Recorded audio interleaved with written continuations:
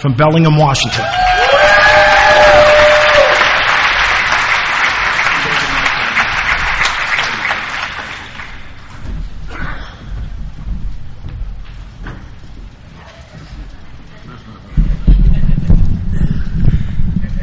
Not that tall.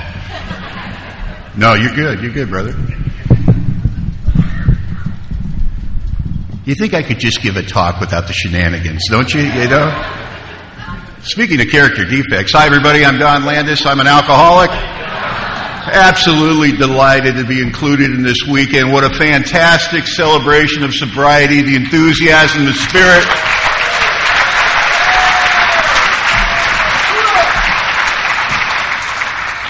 If there ever was a football chant in an event like that, we would just chant, "We didn't die, we didn't die," and we'd be... But they're already scared enough of us, aren't they? I want to thank Jimmy and Mary Beth for including me in this, and the committee that did all the hard work that makes something like this seem seamless. You don't see the hard work, and that's how you know how effective it was. It's like, oh yeah, it was just perfect. Everything came together and it was easy. And yeah, join the committee next year. I've been doing committee work for 28 years. It's a big part of what I do in sobriety. I love committee work, and I'm sure your committee's just like ours.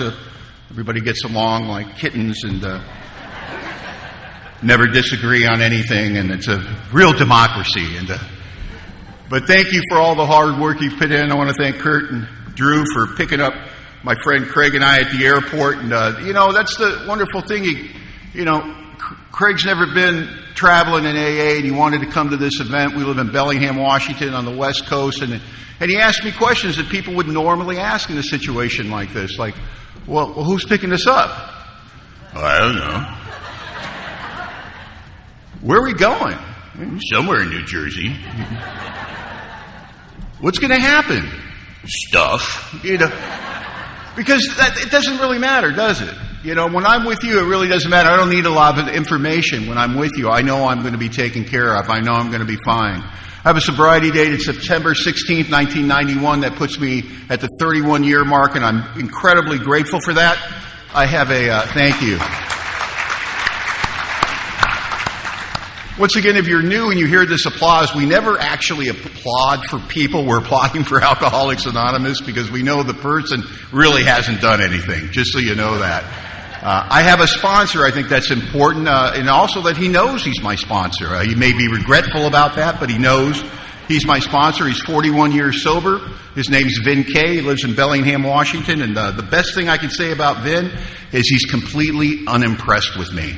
And if I had a prayer for you, it would be that your sponsor is unimpressed with you. What a great gift that is, to have somebody that cares more about you hearing the truth than your approval. Somebody that can cut through your stuff. Somebody that's really develops that relationship of transparency that's with you. Because I don't care how long I'm sober. I don't care how diligently I work these steps. I don't care how much service work I do. I will always have alcoholism, this disease of perception, this thing that seems to hang up in front of my face, this veil of distortion made up of my wants, my fears, my desires, that at any given moment I think I'm seeing reality, but I'm not. And I need that third person point of view, somebody I've spent the time and built a relationship with that knows me, knows my reactions, knows the way that I live life on life's terms, and can see when I'm off the beam. And it's so valuable, and I'm so grateful for sponsorship in my life. I have a home group, and I love my home group, and I hope you love your home group. It's the SOS Men's Group. We meet on Monday and Wednesday nights at 7 o'clock at St. James Church on 14th Street in the Fairhaven district of Bellingham, Washington. And as I said, it's a men's group, right? Where men are men, and the mental illness is not accurately measurable. I'll tell you a quick story about my home group, just to give you an idea of the vibe of my home group. So I'm 25 years sober.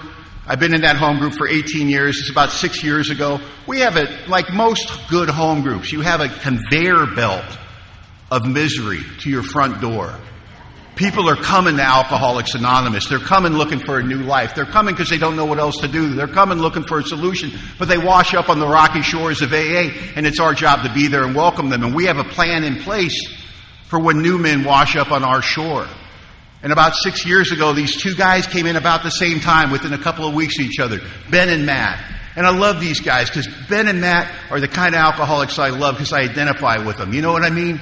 It's like when people told them they were going to die, that they burned their life to the ground, that they were hurting everyone around them. You know, when they said, you've hit a bottom, they just decorated the bottom. You know what I mean? They stayed out there as long as they possibly could, till they were at death's door, you know. And that's the thing about AA. The worse you are, the more we like you. You know, we just love that when you come in broken, you know, and we get excited. You know, like, I got warrants for my arrest. Ooh, tell me more. You know, it's just... I'm hopelessly in debt. That's terrific, you know. I live at my mom's. Of course you do, you know. And these are typical newcomer knuckleheads, right? They come in and they find a home. Because that happens quickly. If you're broken and you're willing and you're looking for an answer and you have what I have and you walk into good AA, it speaks to you. It crosses the boundaries. It cuts through the paranoia. It cuts through the prejudice. And it gets to the heart of the matter, and you can't deny that there's something going on here when you're new, when you don't have the vocabulary, you don't have the understanding, you haven't read the book, you don't have a God of your own understanding, but you recognize safety, and you feel love, and you're able to receive kindness. And for many of us, that's the first time that's happened in a lot of years. And these guys were like many new guys that come to our group. Very quickly, they got involved. They got sponsors. But they're new. They have no lives. They burned them to the ground. And they've got all this energy. You get a lot of energy when you get sober. Because when you're not spending every nickel and dime you have on drinking and that other crap, you're suddenly perky. And what do we do to our newcomers when they get here? We give them a caffeine addiction first thing. Well, I don't really drink coffee. Oh, you do now, Scooter. That's it. Just fill it up. Yeah. And so they're like typical new guys. They're hanging out together after the meetings and they're getting in trouble and they're doing all this goofy stuff trying to keep themselves entertained between meetings. And one of the goofy things they did is they ordered a tattoo gun from Amazon. I want to be clear. Neither one of them is a tattoo artist. Didn't stop them. They never thought about that small little detail. And so after meetings, what are they doing to entertain themselves? They're giving each other tattoos. Did they find out they're natural artists? Oh no, these are horrible tattoos. And they're coming in, they're proud of them. They're showing them the matching dumpster fire tattoos they gave each other. And it just goes on. And I'm looking at these guys and I love them so much because they're so goofy. They're so on fire with AA and they're so entertaining. You know what I mean? You need that entertainment. And they made it to a year. I couldn't believe it, you know. And within 2 weeks of each other, they celebrate a year. And I'm talking with them after the meeting, and they're pretty cocky at this point because they got a year. And when you're a daily drunk and you get a year, you've been sober forever. And you really have. It feels like forever. You've done some work, and they've done well. And we're having that snappy repartee that happens in the men's group. They're insulting me, I'm insulting them, and that's the way we deliver love sometimes among the men in Alcoholics Anonymous. And at one point in this long conversation I was having with them, I said, listen, we see a lot of 1 year celebrations in AA. We don't see anything like 5 years. And they go, oh, we're going to get 5 years. I go, I don't know. You're going to have to pick your game up a little bit because you're doing some pretty goofy stuff. And I'm telling you, if you're going to stay here, you're going to have to really pick it up. In fact, I'm so concerned about you that if you were to get anything like 5 years, oh my God, I'd let you tattoo me. And their faces changed. You ever see a glint in a dog's eye right before he attacks you? It was like that. I want to be very clear. I'm not a tattoo guy. I don't have a single tattoo on my body at that moment. You fast forward. I'm celebrating 30 years of sobriety. And guess who's celebrating 5 years of sobriety? And what has happened leading up to that? One night, 2 o'clock in the morning, my phone rings. Matt had just got 4 years, and this is what I hear. I just got 4 years, and I haven't forgotten. And he hangs up on me.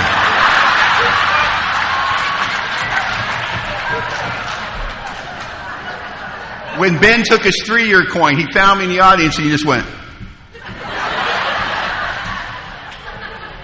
I turned 30 years sober. My sponsor, my friends, my family, my sponsees, everybody threw me a big 30-year party, and it was great. Everybody showed up. We had great food, having a great time. It was just all this love in the air. And men and Ben showed up with their tattoo gun. And on my 30-year birthday, in front of my sponsees, my sponsor, my wife, who knew nothing about it, that was mortified, and everybody that I knew, I got my first tattoo in my life. And I'd love to tell you that it's a thing of beauty. I'll show you later if you want to see it. It looks like fourth day meth run, shaky hand, backwoods Kentucky county jail.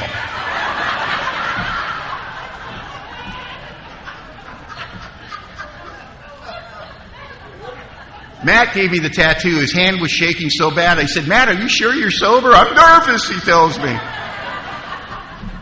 And everybody had a good laugh at my expense. But that's not the best part of the story. Ben walks over to look at Matt's work and he goes, yeah, it's not bad, but I don't think it's as good as mine. Now, what they had tattooed was my wife's initial with supposedly a heart on it that doesn't look like a heart. And I say to Ben, what are you talking about? And Ben pulls up his shorts, and there on Ben's thigh is a duplicate of the tattoo I just got. My wife's initial with a heart around it.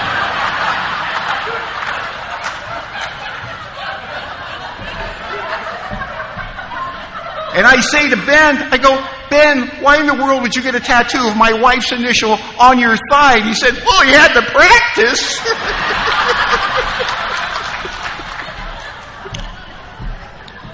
So if you're in Bellingham on a Monday or Wednesday night, please come and visit us at the SOS Men's Group. We'll make you feel welcome, among other things. Love my home group. Love Alcoholics Anonymous. I think I want to take a moment to thank all the other speakers just taking us on a journey through the steps, doing such an outstanding job, leaving nothing out, such depth and weight, such insight, so many pearls of wisdom. That all ends right here, just so you know. I'm a meat and potatoes guy. I have no new information. I have to tell you that. But somehow, I'm living proof that you can stay sober 31 years and you don't have to be a scholar. You don't have to be a step technician.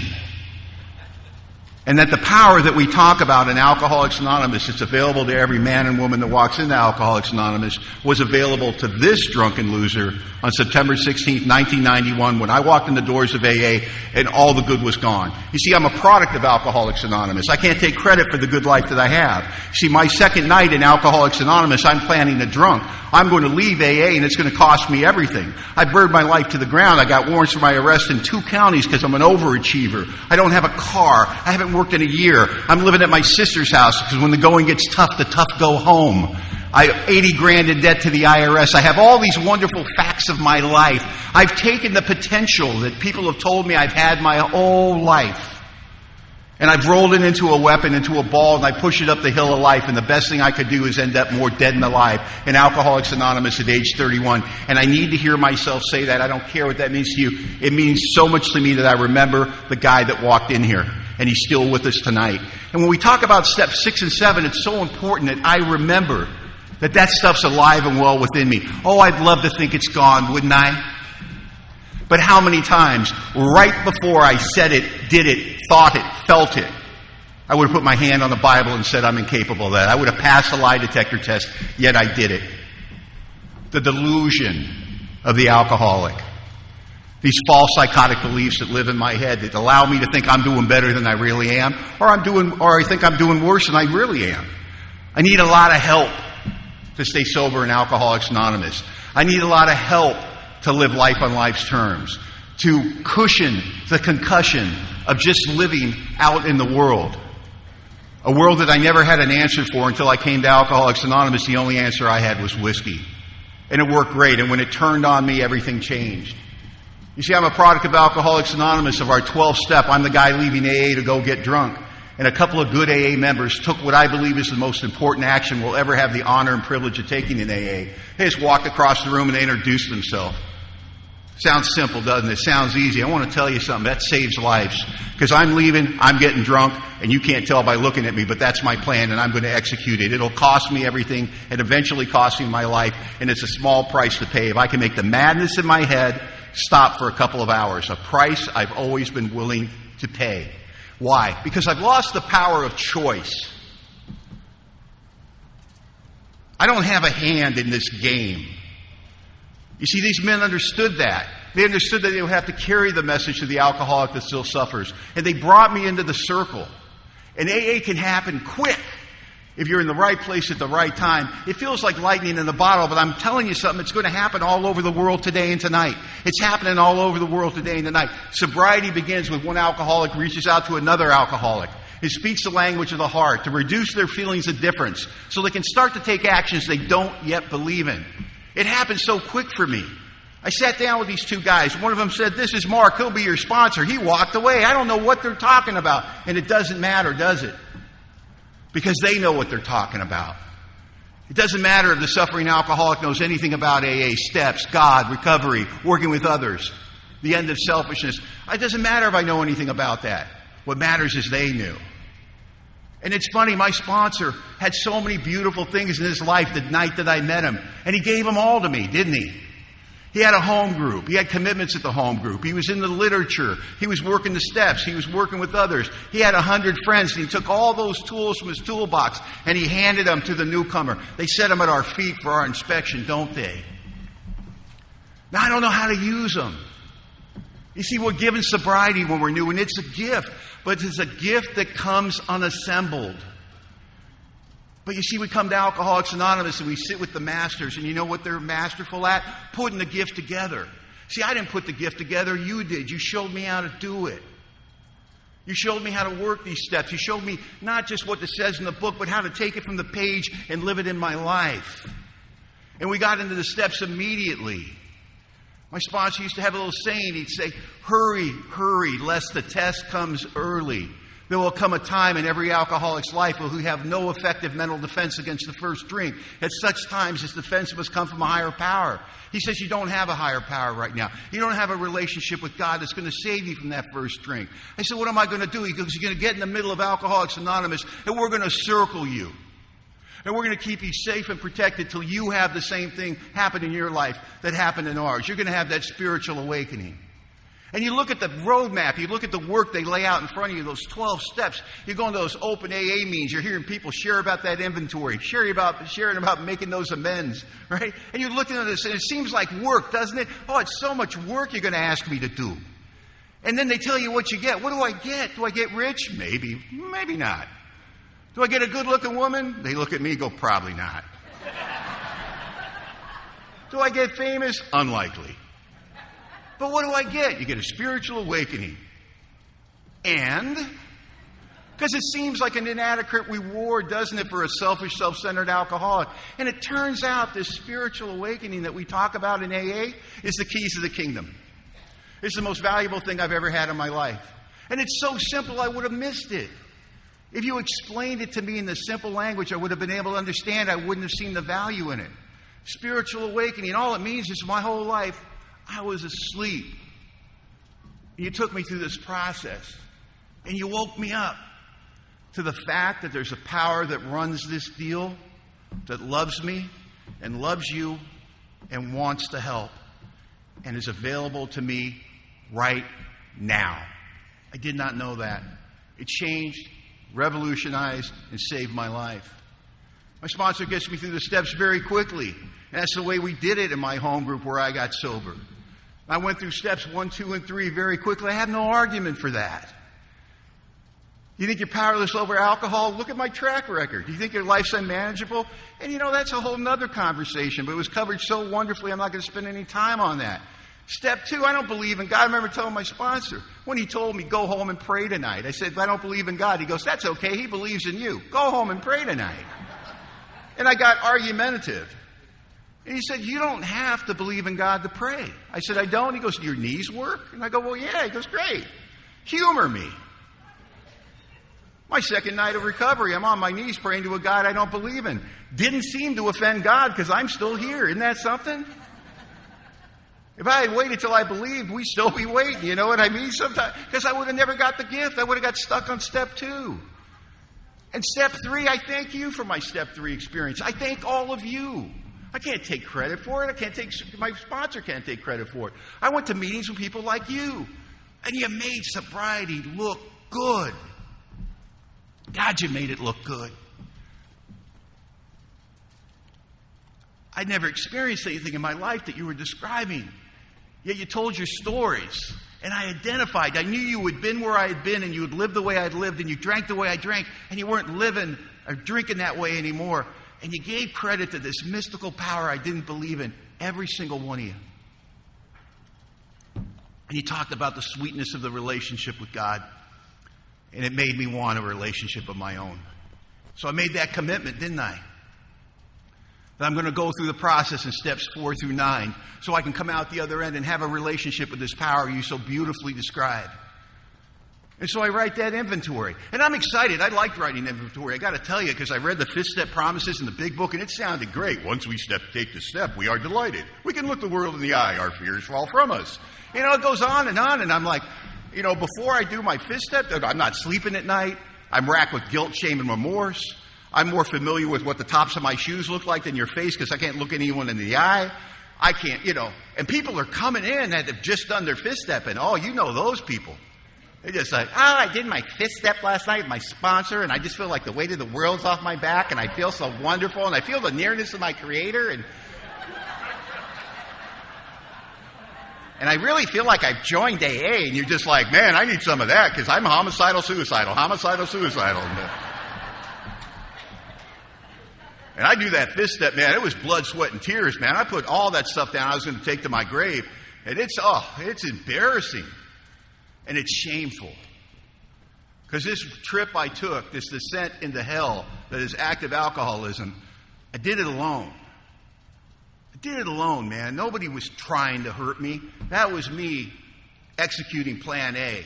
And not only that, while I was going towards hell, I was surrounded by people that loved me and wanted the best things in the world for me. And they were laying down across the tracks of active alcoholism, and they were taking the brunt of the collision while they tried to stop my descent into hell, and I didn't slow me down a bit. I'm not happy when I'm done with my 5th step, but that's okay because you promised. The promises are in the book. I'm sure they're coming. Next day after I do my 5th step, I feel worse than I've ever felt in my life. That's okay. It's God's will, not my will. God's time, not Don's time. Day 2, I know it's going to be better. Day 2, I'm crazy. I can't look at anybody. I barely made it through the workday. I hate myself. Day 3, I'm suicidal. I'm going to end it. I can't take it. And I call my sponsor up. I go, we need to talk. And he goes, what's wrong? And I go, the 5th step. He goes, yeah. I go, it didn't work. And he goes, what makes you think it didn't work? And I go, buddy, I've never felt so dirty and filthy and disgusting in my entire life. And he laughs. He goes, Don, I was there for your 5th step. You should feel dirty and filthy and disgusting.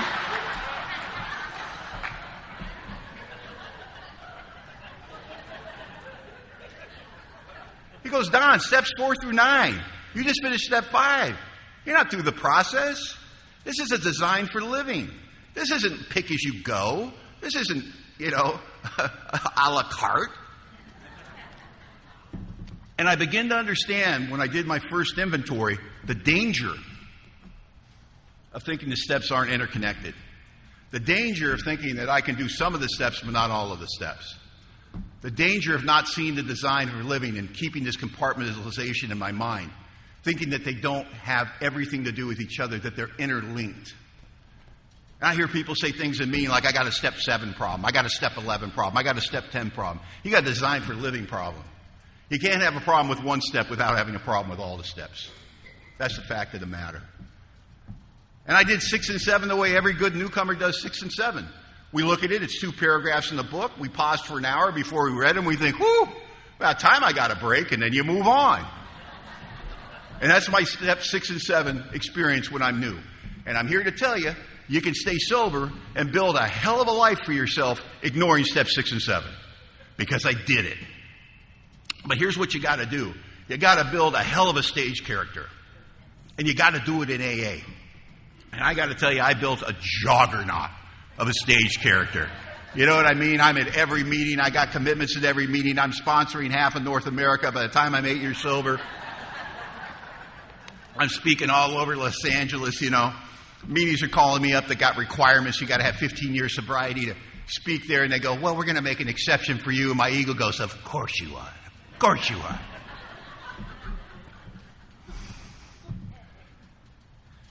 And all my dreams start coming true, right? Because I got stuff I hear other men talk about in Alcoholics Anonymous, and I know it's never going to happen for me.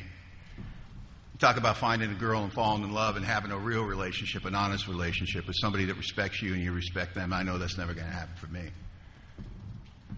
And at 3 years sober, I meet the beautiful Eileen, and we just celebrated 26 years of marriage in June. And I knew that was never going to happen for me, and now I got her in my life.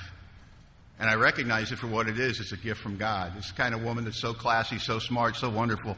I couldn't get a woman like that to look at me, let alone cross the street to talk to me. And yet suddenly she's my wife.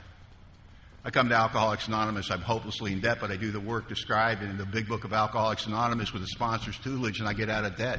And a funny thing happens when you get out of debt and you stop blowing all your dough on that other stuff. You get a few bucks together. And suddenly I'm a homeowner.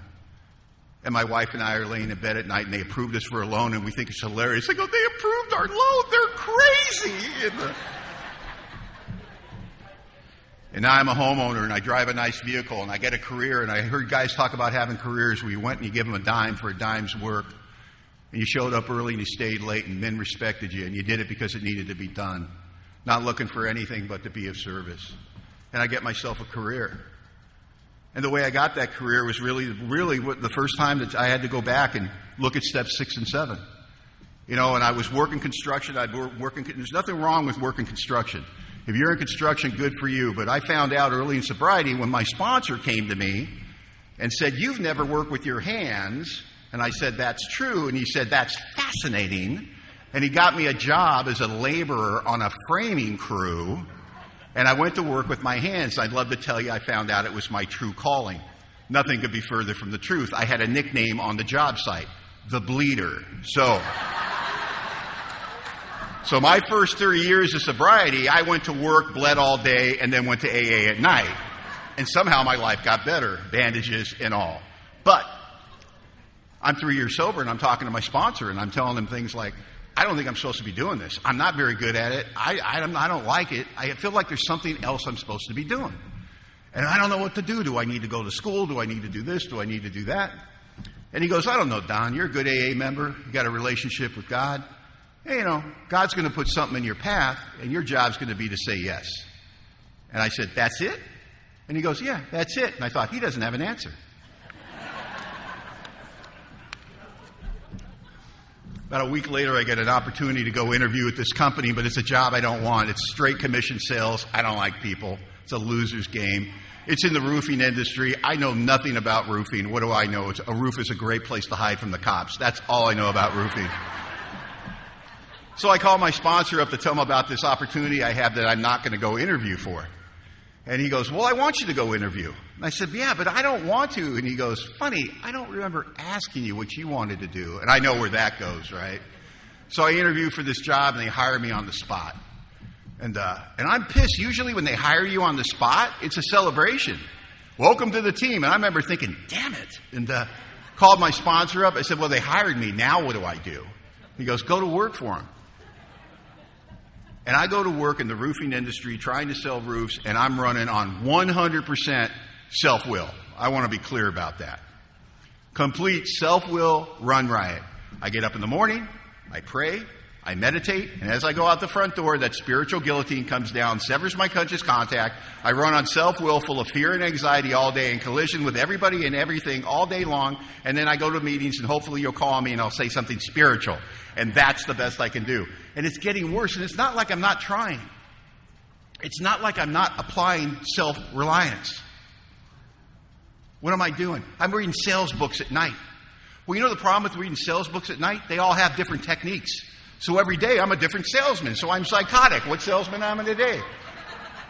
And it's getting worse, man. The company's sliding me $500 a week against commissions I don't have. I'm there for 3 months and I owe them $5,000. And I'm begging my sponsor to let me quit the job. And he goes, what do they say? Nobody sells it first. They think the ship will right itself by the end of the first year. And I'm like, you got to be kidding me. And he won't let me quit. And I'm like, buddy, I owe the IRS 80 grand. They're anxious. We got to make some money here. Won't let me quit the job. You get to quit when they stop inviting you back. So I got to go to work at this job I suck at. And it's getting worse. It's getting worse. It's getting worse. And I finally hit my bottom with this job. I show up at this lady's house. Nice lady. We have a little interview at her front stoop. I'm going to go up on the roof and measure the roof. And I've been reading this book, right? And this book had a chapter called Instant Identification. And they said that you got 30 seconds after you meet somebody to find a way to identify with them, right? They got a fish on the wall. What a coincidence. I love fishing, right? They got a nice garden. I love gardening, right? They got a classic car in the driveway. Oh, is that a 54? Find some way to connect with them. So I get down off the roof, I'm talking to her again, and I'm looking for it. I'm looking for the instant identification. I'm looking high and low. I can't see it. Nothing. And then I saw it. I went, there it is. And without thinking, I say this. I go, oh, so how far along are you?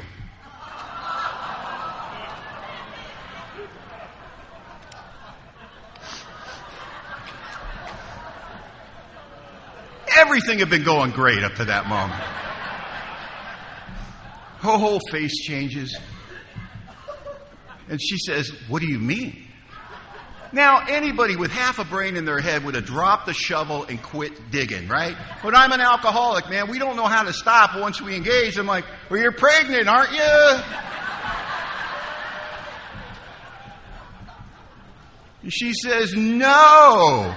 And the sober side of my brain's like, drop the shovel. But I can't. I'm engaged, right? I'm committed. Did you have a kid recently?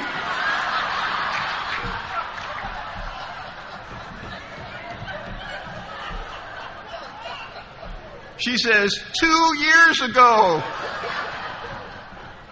I said, I want to thank you for the opportunity to earn your business. I go back out to my vehicle. I can't start the car because I'm crying. I'm so embarrassed. And I'm so stupid. And I'm so pathetic. And why did I think this thing would work out for me? Why did I think it was good enough to do this job? And I'm banging my head on the steering wheel. I'm stupid. And I call my sponsor. And now he's got tears running down his face because he can't stop laughing. And he makes me promise not to tell anyone the story at the meeting that night until he gets there so he can watch their faces.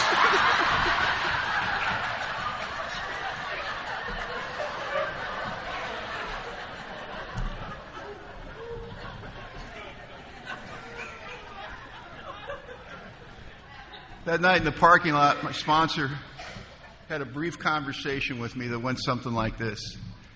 He said, well, it looks like you've taken this job about as far as you can. What do you say we give God a shot at it? He goes, why don't you just go there and treat him the way you think God would have you treat him? Why don't you go there and do what you think God would have you do? Stop making it about winning and losing and start making it about service. And he stopped talking. I didn't sleep a lot that night, and I thought a lot about it. I thought about all my character defects at play. And I thought about step 6 and 7. I started to get a glimpse into really the foundation of what step 6 is. You see, in step 7, what's the first word? Humbly, right? Humbly ask him to remove our shortcomings. Well, before I can humbly ask God to remove my shortcomings, I have to experience some humility. And you know how a guy like me experiences humility again and again and again? Is I run on the folly of self-reliance. What does it say about self-reliance in the fear inventory? Self-reliance was good as far as it went, but it didn't go far enough, and it didn't fully solve the fear problem. And when it worked, it made us cocky. And how many times have I experienced the fruits of self-reliance only to become arrogant? How many times have we seen humility turn to arrogance, our confidence turn into conceit? How many times? So I go to work at this company. I can't give a roof away, let alone sell one. And that's a great place to be in. Freedom's just another word for nothing left to lose, and I got nothing left to lose. My sponsor won't let me quit the job. I'm horrible at it. I'm going to die in the streets alone. So be it. And I go to work, and I just start trying to serve him. I start doing the craziest stuff I've ever done in my life in the business world. You know what I started doing? I started telling them the truth. It was nuts. Somebody would ask me a question about roofing. I go, I got to tell you, I've only been doing this like 3-4 months. I really don't know what I'm doing. But I work for a great company, and I'll tell you, man, I've been on enough roofs that our guys build. These guys really know what they're doing, and they really want you to be happy. And I know this much. I'll walk you through every step of the process, and I'll listen to you and do anything I can to make sure you're happy through it. I just want to be a service to you. And I start selling roofs without any effort on my part. I walk away from people. I go, there's no way that guy's going to call me. There's a message in the office by the time I get back. Call so-and-so. And he goes, you're the first guy that's been honest with me in business in 10 years. He goes, I love that you're willing to tell people you don't know what you're doing. He goes, nobody knows what they're doing when they start. I thought I'd discovered some new sales technique, right? I'm an idiot, but I'll be nice, you know.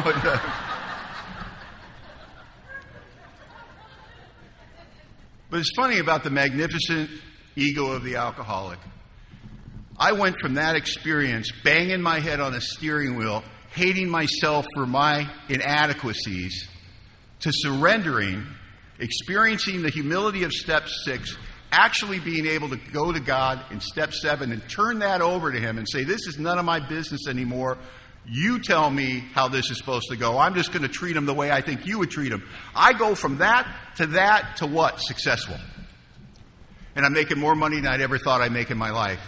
And how quick do you think I edged God out? How quick did my ego step up and go, look how well I'm doing? How quick did I think I'm the sharpest knife in the drawer? How quick was I willing to take the credit for all of it? And I marched down the road, and my life got better. And now I don't have money problems. And now I pay back everybody. And now we got a house. And now we're married. And I got a big AA stage character, don't I? And I look good. And I lay in bed at night. And I don't know if you've ever experienced this, but I do the spiritual math, right? Got a beautiful wife, got a beautiful house, got a beautiful career, got lots of money, sponsor a lot of guys in AA. I'm part of a great home group. Everybody respects me there.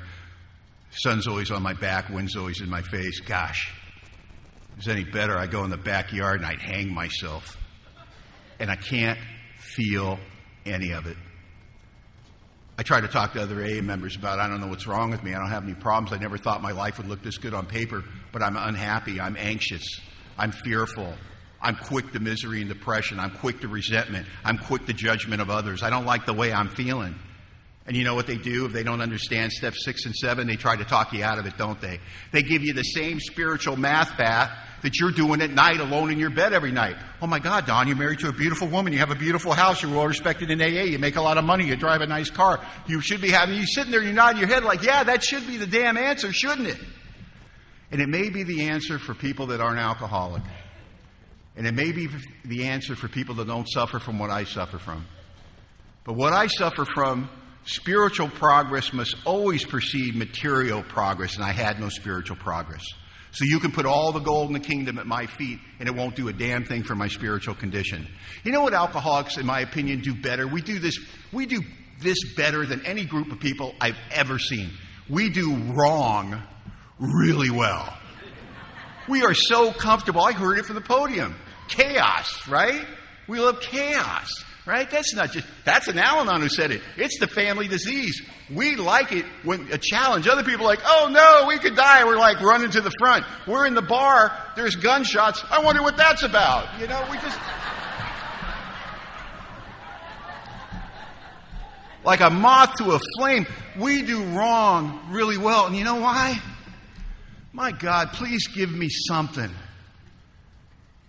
Give me something that I can point to explain why I feel so crazy.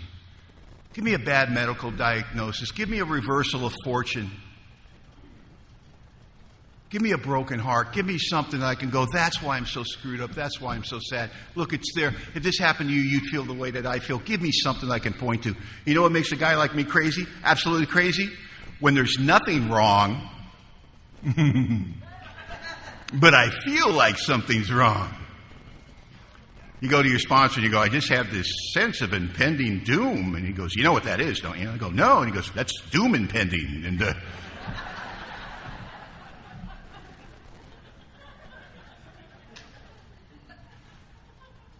And I got trouble in my home, man. I got trouble in my home. I love my wife, Eileen, like good poetry, but we fight all the time. We fight over stupid stuff. I'm self-will run riot in the marriage, man. It's my way or the highway, and I'm dug in. I call up my sponsor, man. I call my sponsor to tell him her latest indiscretion, her latest inappropriate thing. She said, go tattle to my sponsor on my wife like a little boy consistently. Like that's going to change anything. Here's what she did now. Let me tell you what she did now. And he'd listen for a few minutes. He'd go, let me ask you something, Don. What were you doing during all this? Well, me? I don't know, being loving and tolerant mostly. Why do you ask?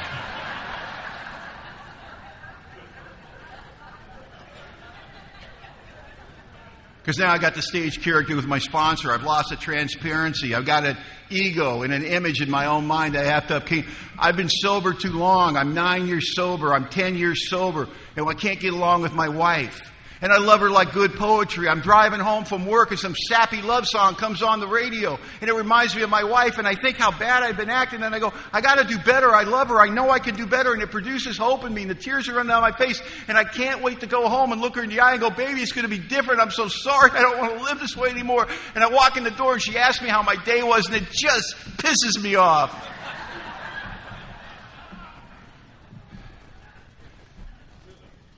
Because running on self-will long enough and hard enough builds a wall between me and the rest of the world. And now when you love me, I can't feel it. And I feel like I'm starving at a banquet. And I go to AA with people that have real recovery. And I can mimic the words. And I can say the phrases. And I know I'm in trouble. And I don't know what to do. And what had to happen for me is I had to blow that marriage up. And I blew it up in a lot of different ways. I blew it up in the years leading up to it. And at 11 years sober, I scared my wife so bad she left the house. She left the house because we were in the middle of a cuss fight. And I picked my wife up. And I said, you said no profanity because now we got rules. You ever been in that house? You ever been in that marriage where it's so bad you think rules are going to stop it? Don't talk about anything major after 9 o'clock at night. No profanity allowed. It's insightful. We had rules, and it was getting worse. The rules are making it worse. And I picked my wife up by the shoulders, and I said to her, you got to pull your head out of your rear end. And I thought I just set her down. And I watched my wife sail down a hallway backwards, and I didn't even realize I extended my arms. And it freaked me out. It scared the hell out of me. And I ran to pick her up, and she ran from me as fast as she could out of that house. A woman that I stood up in front of God and all my friends and promised to protect and cherish and honor ran from me like she was running for her life. We were in therapy months later, and I asked her why she ran from me when I was just going to help her and apologize. And she said, I thought you were coming to finish me off. You see, I want to tell you a talk today that makes you like me. I want to talk about how spiritual I am and all the gifts in my life, and I could do that. That was 20 years ago. And I sit here and I feel the shame that I felt 20 years ago. When my wife left that house and I sat down on the couch and I thought, I threw it all away. You gave me everything. And I threw it all away. And I watched the light change in the room, and I watched the shadows come in the room, and I watched the room become dark, and I watched the sun come up the next day, and I couldn't get off the couch. I couldn't call my sponsor. And I didn't want a pina colada. I didn't want a Southern Comfort and ginger. I wanted to put a bullet in my mouth because I knew there was something wrong with me that Alcoholics Anonymous couldn't fix. And now, at 11 years sober, 7 years married, at the lowest point of my existence in sobriety, I didn't realize how dark it was before the dawn. I didn't realize that I finally had the kind of humility that we're talking about in step 6 that allows me to go to step 7 with a clear understanding that it's not just about the drink anymore.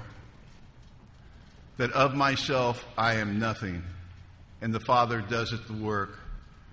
I'm a guy that played tag with my character defects for years and years and years, and I finally got caught. And there was no escaping the fact that this is the best I do when I run on self-reliance. You see, I think step 6, the real work in step 6 is go out there and live your life and do the best that you can. And you don't have to work on humility. Humility will find you. And what's happened in the last 20 years is my wife and I have gone on a journey together because we had to look each other in the eye and ask a simple question. Do we want to stay together? Because we both knew it'd be easier to get divorced. It'd be easier to shake hands and go, we gave it a good shot, and maybe I'll get it right with the next one. And my wife looked at me with the loving way that she has this beautiful knack of saying the right thing at the right time. And she said, oh no, you're not getting out of this alive. I've invested far too much work in you.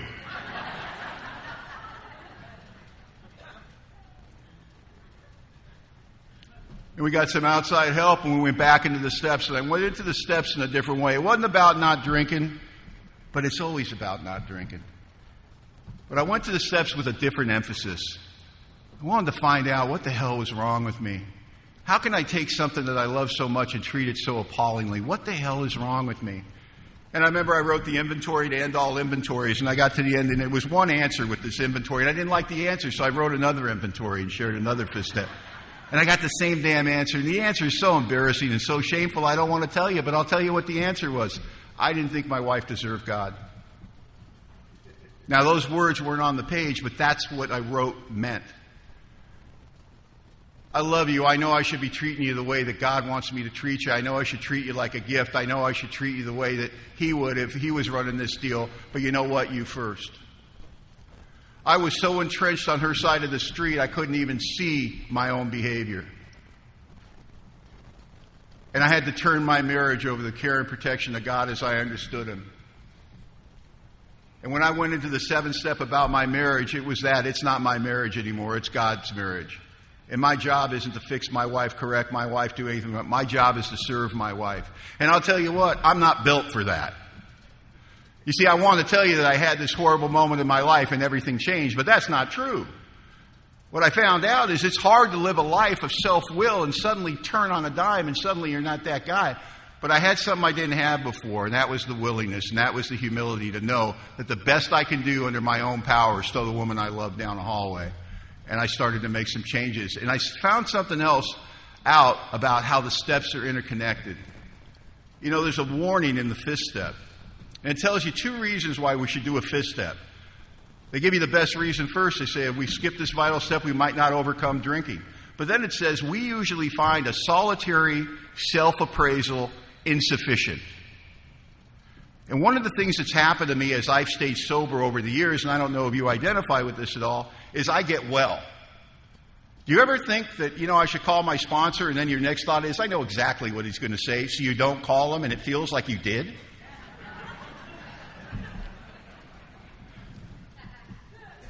There's no greater block to spiritual development than the ego disguised as experience in Alcoholics Anonymous thinking, I don't have to talk to people.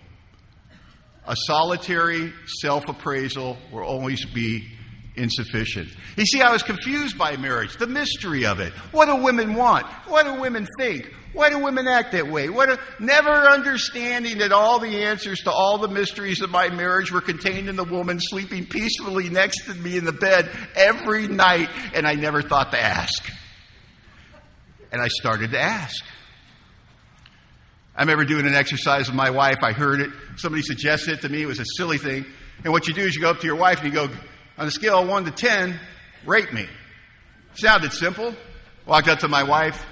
On a scale of 1 to 10, honey, give me a number. She had a number instantly. Didn't have to think about it. Not the number I was thinking of.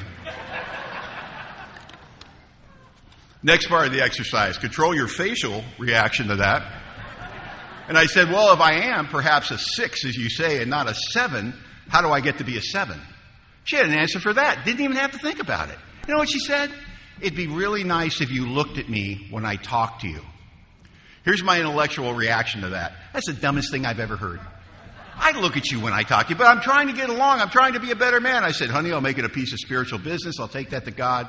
Thanks for being honest with me. 2 weeks later, we're on the couch. She wants to talk to me about something that's very important to her. What? I don't know. But she's ready to talk. And she's about 3 minutes into it, man, and all of a sudden I feel my head start to shake, and I start to go over here, and I catch my head, and I come back, and now I'm going over here, and I'll tell you, I hit a point of frustration. I would have rather looked at the blazing sun with naked eyes than continue to look at my wife. It was so painful. And I remember thinking, oh my God, if I'm this wrong about that, what else am I wrong about? Everything. You see, I need to get somewhere, and I can't get there without the input of the people I'm in relationships with. But yet, what do I do as an ego-driven, self-centered alcoholic? I try to get there on my own. I discount God. I discount steps 6 and 7. I'm going to figure it out on my own. What I'm going to do is use my intellect, my self-will run riot, self-obsession to create a better version of me that's acceptable to me. Never thinking to ask the people I'm in relationships with, what do you want me to be? I go to the owner of our company on a monthly basis. We sit down, we have a cup of coffee. I go, how am I doing? He always says the same thing. Oh, Don, you're doing great. You're the straw that stirs the drink. If you left this place, we'd have to close the doors. I'm like, yeah, I know. But what could I be doing that I'm not doing? Oh, Don, you do so much for us. It just wouldn't be right for me to ask you to, what could I do for you? You really want to know? Yeah, I really want to know. And he always has an answer. And it's usually something so small I didn't know it bothered him. It's something that I didn't think was important that obviously he thinks is. And the adjustment for me is about that big. It's no big deal. The adjustments that I make to make my relationships better turn out to be no big deal. The problem was I didn't have the information, and the problem is I don't have the power to carry out the promise when I make a promise to change the behavior. I want to do it, but if I exclude God, I can't do anything about it. I don't have the power to change. 6 years ago, my wife rolls up on me. She says this. She goes, listen, I don't want to start anything. By the way, that's code from your wife. She's about to start something. She goes, I was just curious if you ever plan on making the bed. We've been married 21 years at this point. Now, other men have been asked that question in the history of marriage. They've been asked that question. But I'm proud to say I think I gave the dumbest answer any man has ever given. I said, I thought you liked making the bed. And she yelled at me, shockingly, and said, nobody likes making the bed. And I'll tell you what, if you're spiritually fit, if you're simply trying to live your life the way you think God would have you live it, your answer will be quick, and you won't have to write an inventory. You won't have to call your sponsor. And this is what I said. Would you like me to make the bed? And she said, that would be great. And if you see my wife, Eileen, ask her if I make the bed. And if I'm at home in the morning and she ain't in it, I make the bed every day. And I'll tell you what, it's no big deal. It was an adjustment about this big, but I would have never thought of it on my own. There's been 1,000 things like that in the last 20 years with my wife, where I've changed into the person that she needs me to be rather than the person I think I should be. I listen to my wife differently. I found out there's 2 different ways to listen to another person that you're in a relationship with. There's the way that God wants us to listen, and there's the way that I listen when I'm in self-will. When I'm in self-will, this is how I listen to you. I'm listening, all right, but I just want to know whether I agree with you or not. Why I'm listening, the judgment machine's in full bore. I'm trying to figure out if you're right or wrong. When I'm spiritually fit and I'm living the way I think God wants me to live, I'm listening to you, but I'm just trying to figure out where you're coming from. I'm trying to figure out what you're trying to tell me. And I know I'm in that place because I ask questions when I'm in that place. There's no question asking when I'm in self-will. I already know you're right or wrong. I don't need your input for that.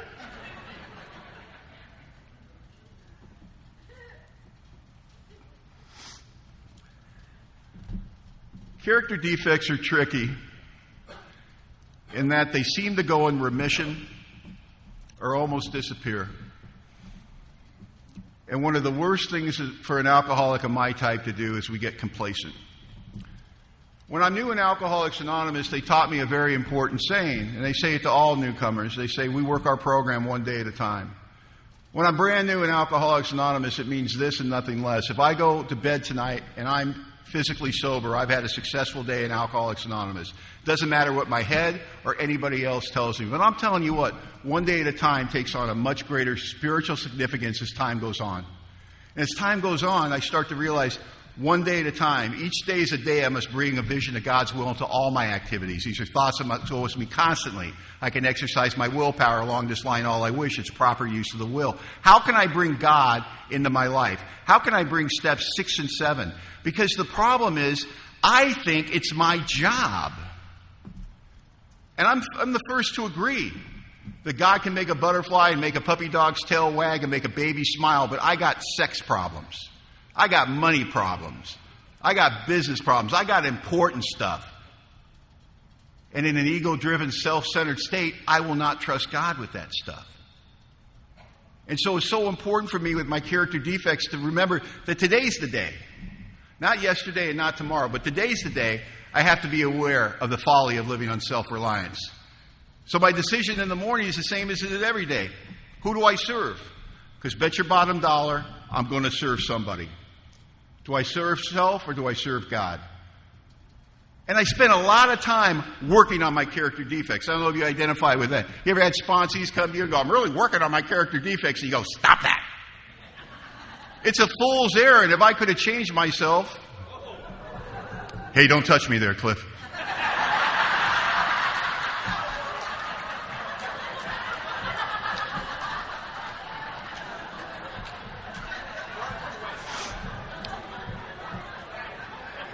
If I could have changed myself, I'd have done it already. And it turns out where my character defects are concerned, once again, all the steps are interrelated. The time that I used to spend with this chronicalization of all my character defects, and I go out in the world and I've got to watch my anger and watch my judgment and watch my sloth and watch my this and watch. I don't do any of that today. I don't work on myself at all. But you know what I do? I work on my conscious contact with God. And what I found out is just all you've ever asked me to do. It turns out, right, that when I'm simply trying to live my life the way I think God would have me live my life and treat the people in it the way I think God would have me treat them, my character defects can't take a deep breath. They are instantaneously, for that moment, removed. Now, they can be returned. And the way they're returned, my character defects are like the biggest, nastiest tiger you can imagine. But when I'm living in God's will and simply day after day trying to live along spiritual lines, grow along spiritual lines, not perfect, but growing, that's my approach to life.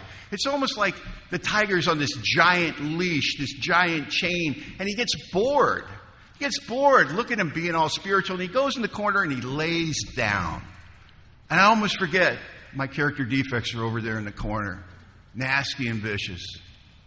But let me run on self-will for a day or a week or a month. It's almost as though an invisible hand walks over and unclicks the tiger. The tiger's been on the leash so long he doesn't even know he's free at first. But one day, he thinks, someone took the leash off. And that's when I get to act in a manner, think in a manner, react in a manner where 5 minutes before I would have said, I've been sober too long. That behavior's impossible for a guy like me. And I've experienced it enough time in sobriety. I love it when you leave a meeting and you feel spiritual and then you get cut off and you find out, maybe not.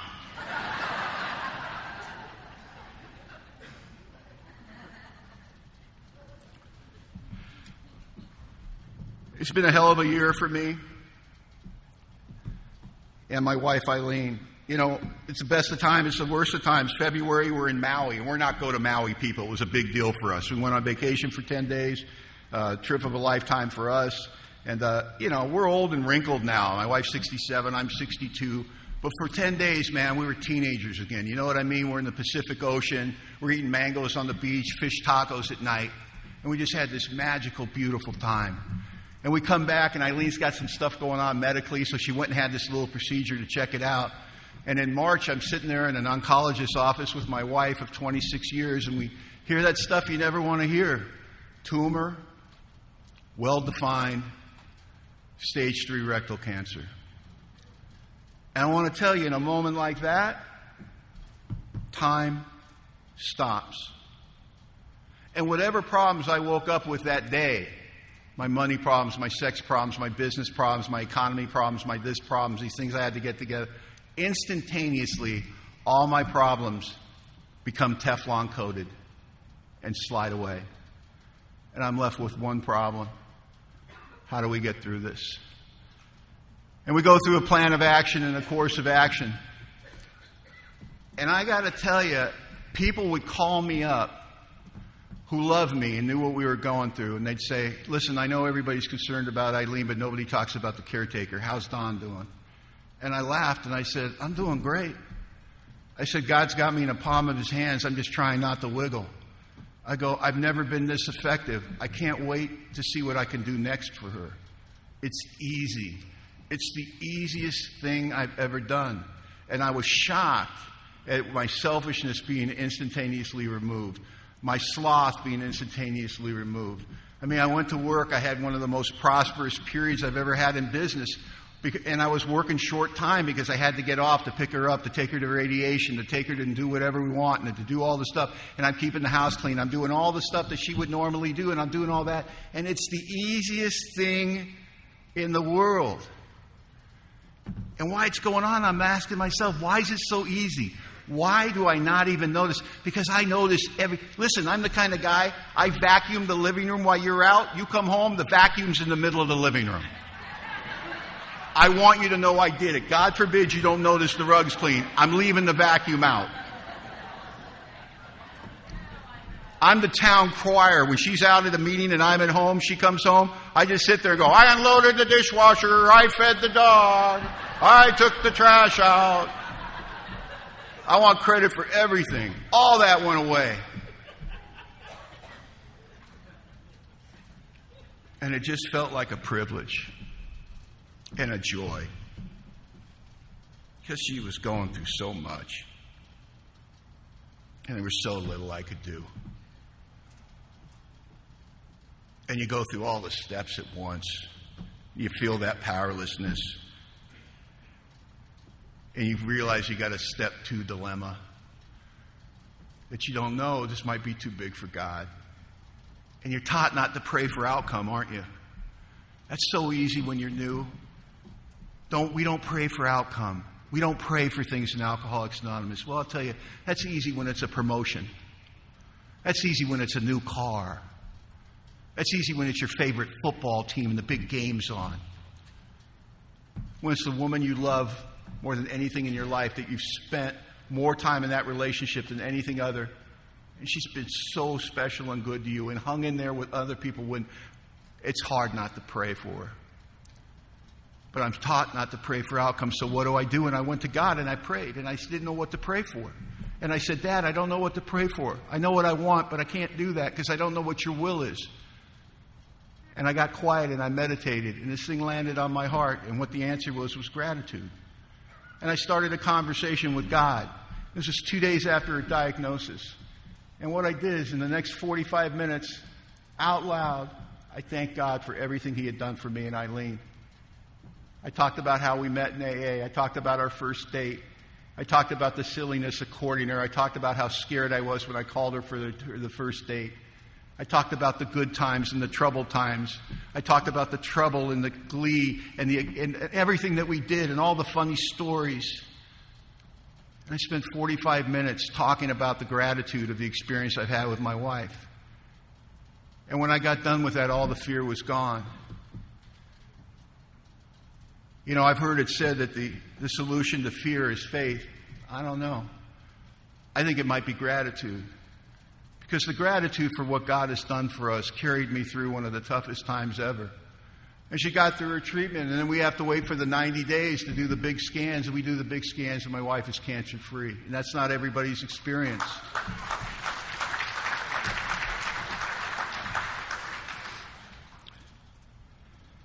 We were sitting on the couch the other day, and I just, we're alcoholics. We have bizarre thoughts, and the best part about being married to an alcoholic is you get to share it with them because they get it. And I just looked at her and I said, Do you ever stop and think like you could be dead right now?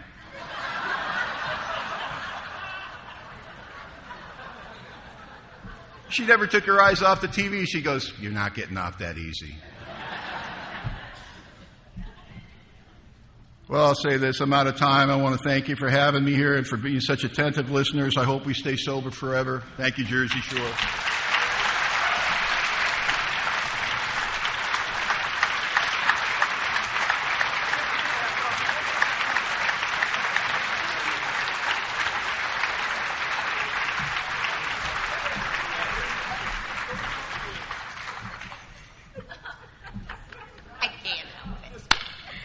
Oh, Lord.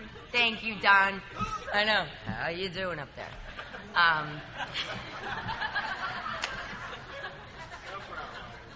Whose father? Our Father. Hallowed be thy name. Thy kingdom come. Thy will be done. On earth as it is in heaven. Give us this day our daily bread. And forgive us our trespasses, as we forgive those who trespass against us. And lead us not into temptation, but deliver us from evil. Thine is the kingdom, the power, and the glory forever. Amen. All right, nobody move. Couple announcements. We are not going to thank Don at this moment because we are going to be seated because we have the maitre d's coming out to get us in.